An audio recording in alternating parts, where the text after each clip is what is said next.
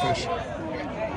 Where's your camera? It's right there. You're looking at it. No, but you got to go. Yeah, you got to look. look. Otherwise, it looks like you're not looking at the Yeah, camera. So it's bottom right. That's because you're a professional broadcaster, Well, Babe seriously. Laufenberg. I know. I don't take myself quite that seriously. I tell Babe Laufenberg, a professional broadcaster and professional quarterback, and one of our go-to guys when it comes to Dak Prescott and the Dallas Cowboys, but also a go-to guy at this camp. 20 years Jason Garrett's been putting on this camp for kids. You've been here for many of them. Missed one, and that was when my Luke was battled. Ah, right. It's the only camp I've missed. Though. Okay, and you were a big hit today for the first 3 games. Well, I was good early. First half, I was ready to inscribe my name on the trophy. Babe, this is my first time here at Princeton. Babe, of course, you ran a heck of a show, and I was in charge of. Well, I picked the center. I picked the 7-on-7 center. So yeah, this is what they're accomplishing here. Jason and Brill is really an impressive thing because there's so many of these kids that 350 kids, About 350, yeah. who need a hug or need some advice or need a friend or whatever, and they've got a bunch of them here, guys like you. So it's very cool. Well, it was fantastic too. The speakers that Jason has, Philip Tanner, former Cowboy, one of them, Admiral McCraven.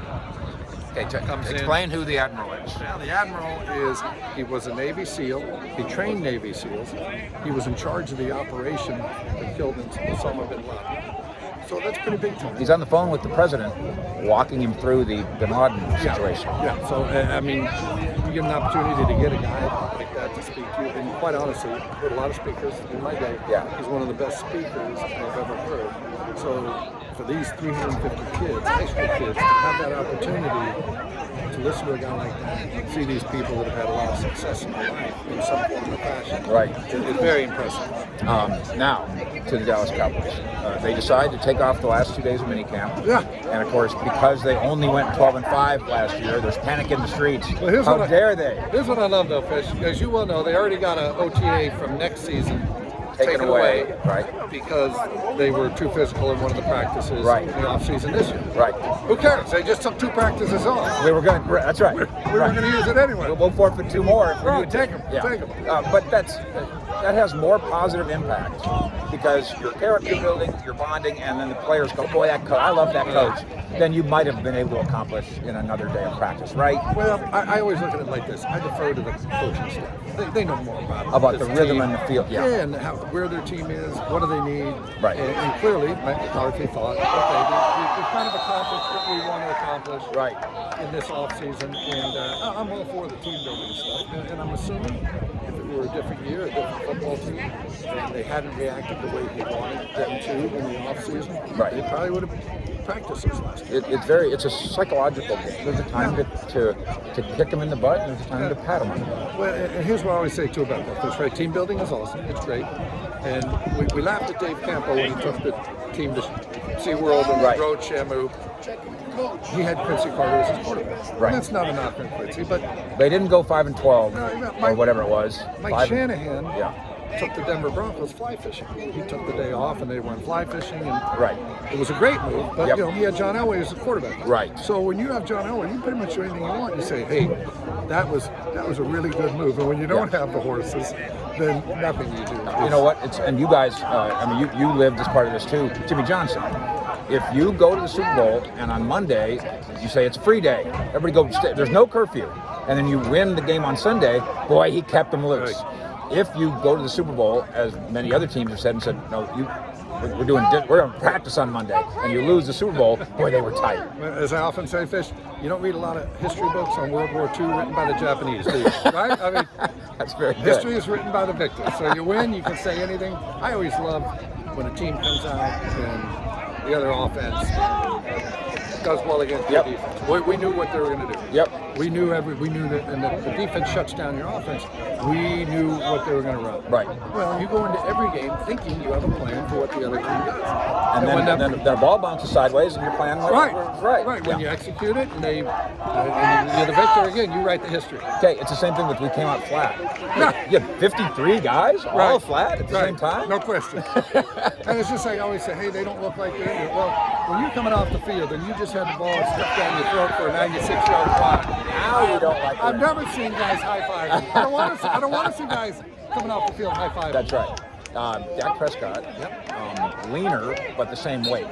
which you're a weight room guy, and I'm not joking. You are.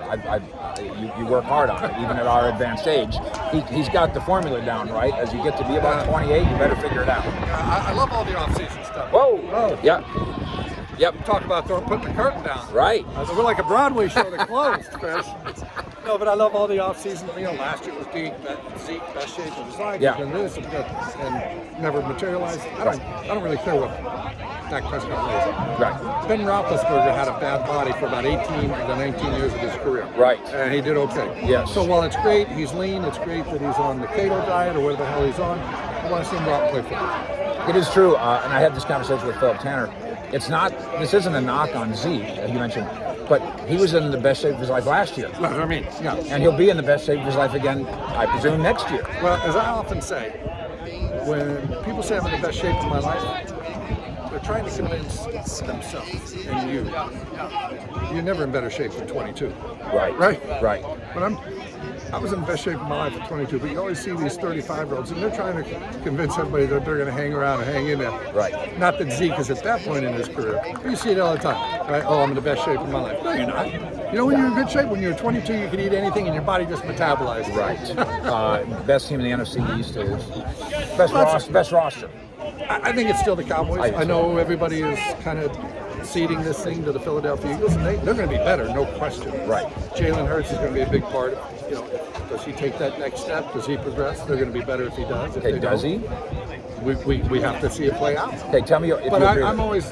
I think he's a fun quarterback more than he is a good quarterback. Is that fair? Well, yeah. He's got to become a better passer, and it's a lot easier said than done. Right. It's like I asked Michael Johnson once, can you make me fast? This Olympic champion. Yeah. So I can't make you fast, I can make you faster. Right. So we can't make Jalen Hurts Tom Brady. We can make him a little better. Now the question is, how much better can he get? But I always go this way, Fish. Who's the best quarterback in the division? And whoever that best quarterback is, to me, that's the team to beat. Okay. And Dak Prescott, to me, given Carson Wentz's ups and downs, that's Dak Prescott. Oh, it's Dak. Yeah. You've done it again, babe. I appreciate it. Thank you. I appreciate you. Hey, Fish, I want you coming back next year. Next year we will win it. I'll be on your staff.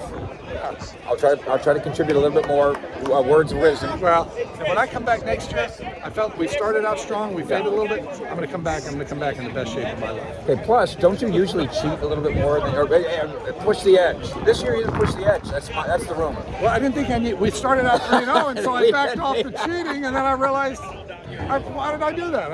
I'll be back. We'll do it again next year. Thanks, babe.